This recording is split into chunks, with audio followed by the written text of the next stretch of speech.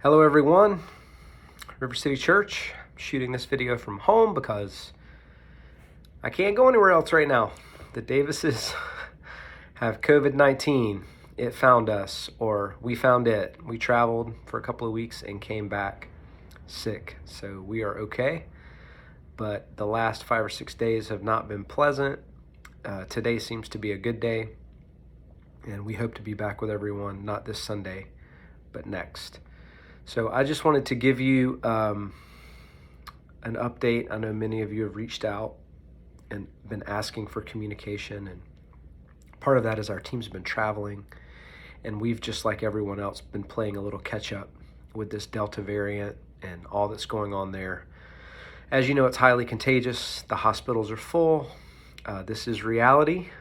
This isn't pleasant. I think if you're like me, you want it to be done with your mask, and even the whole thought of that conversation and that discussion, you want it to be done with COVID and just all that entails the political swirl around this virus.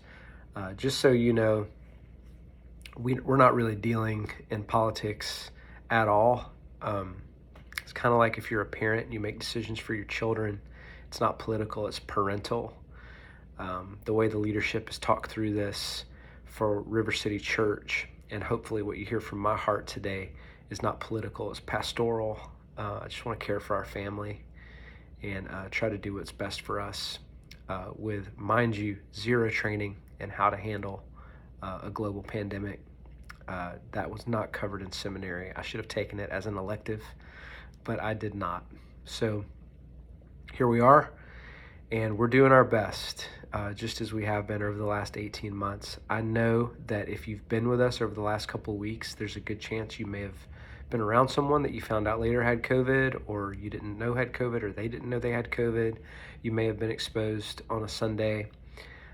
We have closed some children areas down last week, I believe, this week. And then we hope to reopen everything in the children's area on the 15th. There's some children that tested positive. As you know, the variant definitely affects children differently than the original COVID strain that we dealt with. So we've just tried to be mindful and care for our kids in that way, and care for our youth, our children leaders in that way. But I just wanted you to know that that's the reason for that. But also the reason for that is on Sundays when people are sick, or when people are out, or people are traveling, we just simply may not have enough personnel to do the children's area the way that we want to. So with some of our paid workers, for the younger kids, if we cannot find enough people to be there on Sunday, then we are going to close those rooms down, because priority number one is making sure that the children are cared for properly. So we will close a room down in that case as well. So moving forward, I just want you to know that it's going to be a little different than last time, and that we are not going to require, I never used that word before, I always used the word asked, but we're not going to ask or expect that everyone wears a mask who's in the room on Sunday mornings. I just listened to the mayor's update earlier today. I've heard what's going on with the county school. It seems to me that the mayor is not, at this point, issuing a mask mandate again. And it seems to me that the county school system voted for mask, but parents have the right to opt out. So there seems to be an overall sense of choice and responsibility and empowerment sort of pushed out to the people, at least in the city, during this go-around. We don't know what's going to happen when the schools open, so this is a fluid process. I want us to continue to stay open. But as of right now, I'm asking, our team is asking, that we err on the side of caution. I want to read a verse to you from Romans 12, verse 9. Because if I read a verse, then you have... No. I just want us to read this together, and let us center ourselves on this verse for a moment, okay? Romans 12, verse 9. Let love be sincere. You can read right over that. Let love be sincere. Hate what is evil. Cling to what is good. Be devoted to one another in love. That's not talking to like a married couple or siblings. That's written to the church. Be devoted to one another in love. Devoted to one another in love. Honor one another above yourselves.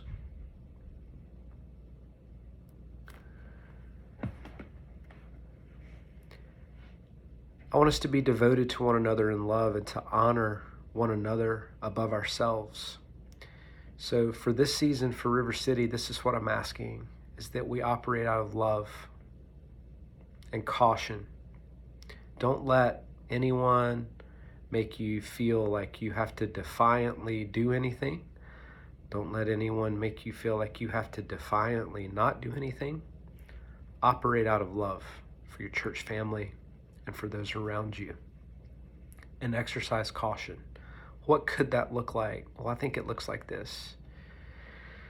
I think if you have any kind of symptom whatsoever that could be COVID, runny nose, sore throat, fever, obviously the ones that we know, like loss of taste and smell, that you recognize those and you say, I'm not going to risk it. I'm not going to engage with River City in person. I'm going to engage on the live stream if I'm having those symptoms. And then you can look at the CDC's website. I know there's mixed reviews on the CDC. I'm not making a political statement when I say the letter CDC. I think that the information that we have right now, even though it's been fluid and it's changed somewhat, is that if you have symptoms or if you have COVID, it's safe to say that at least you should protect others from your contagious symptoms 10 days from your first day of having symptoms. So if you have symptoms, day one, when you get your first symptom, write that day down. And if you're writing down that first day, then I would say, bare minimum, wait 10 days before you go back out or expose yourself to your church family. Some people would say wait 12, 13, 14. If you're not exactly sure when your first day of symptoms are or were, why not string it out another couple of days? I think that's what we're going to do. For some in our family, we're a little more clear. For some, we're not. So we're just going to play it safe and do it that way. If you want to wear your mask on Sunday, I want to be crystal clear. You are welcome to wear your mask on Sunday. You may see our staff on certain Sundays wearing masks. You may see our staff on certain Sundays not wearing masks. You may see elders wearing masks, not wearing masks. You may see husbands wearing masks and wives not, and vice versa. We are not going to be an anti-mask church, but this go around, as of right now, like I said, we are not going to require them or set that as an expectation for everyone in the room. Now, our children's workers will be wearing them, at least for the rest of this month. Our prayer ministers will be wearing them, and if you receive prayer, we are going to ask that you wear a mask only because you never know if you've been exposed. It is so contagious, and that is a very close environment when two people are standing next to each other, either being prayed for or praying over someone. So in scenarios like that, we are going to ask if you would just take the extra step and put the mask on when you come forward. But other than that, I'm really hoping to see this Romans 12 attitude and disposition in all of us really come alive. This is such a loving church, such a thoughtful church. You guys have already reached out, concerned and caring about the congregation and what does it look like for us to take care of each other. So I know that many, if not all of you, are in this place already. But I wanted to give you that update. As far as our youth go, I almost forgot to mention youth. Youth will be operating under the same guidance as our adults. So you may have youth leaders wearing masks. You may have youth leaders not wearing masks. If you want your teenager to wear a mask, they will certainly not feel singled out. We are encouraging everyone during this time to discern and walk through kind of what makes sense and what feels right for them and their family. if they've been exposed, if they've ever had the shot, if they're nervous about getting the variant, all of that. There's so many different scenarios at play. So we want you to do this, and we want to support the decision that you're making. The only thing that I ask is that we all operate under the shared ethic of love. Let's really go the extra mile to think about the other, because we do not want to spread this thing. It does hurt people. It is hurting people. God, I thank you for your grace and your goodness. I thank you that you're in control and that you're sovereign and that you love this church. I thank you for these words from Paul that encourage us to honor one another, to honor others above ourselves.